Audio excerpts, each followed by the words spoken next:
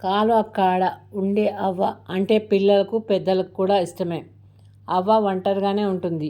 నా అనేవారు లేరు. అయినా ఆమె అధైర్యపడలేదు. ఒకరి మీద ఆధారపడడం ఆమెకు ఇష్టం లేదు. తన పని తాను చేసుకుంటూ జీవనం సాగిస్తుంది.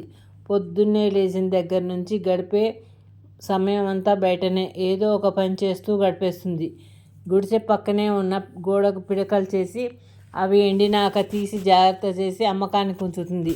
పల్లెలో ఉన్న స్త్రీలు కానీ పురుషులు కానీ అడవి నుండి తెచ్చే కట్టెలను వాళ్ళ అవసరాలకు కాకుండా ఎక్కువ తెస్తే అవి ఇంటి ముందు పెట్టి వెళ్తే అవి అమ్మి కొంత కట్టెలు తెచ్చిన వారికి ఇచ్చి మిగతావి ఆమె ఉంచుకుంటుంది. అలా చిన్న చిన్న పనులు చేసుకుంటూనే ఆమె జీవనం సాగిస్తుంది.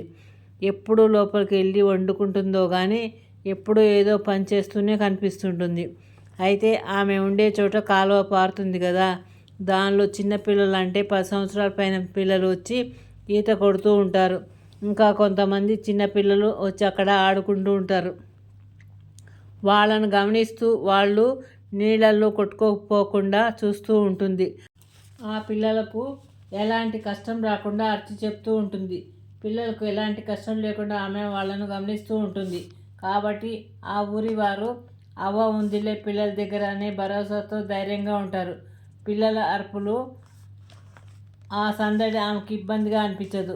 తన చుట్టూ తనను పలకరించడానికి మనుషులు ఉన్నారు అనే సంతోషంగా అనిపిస్తూ ఉంటుంది.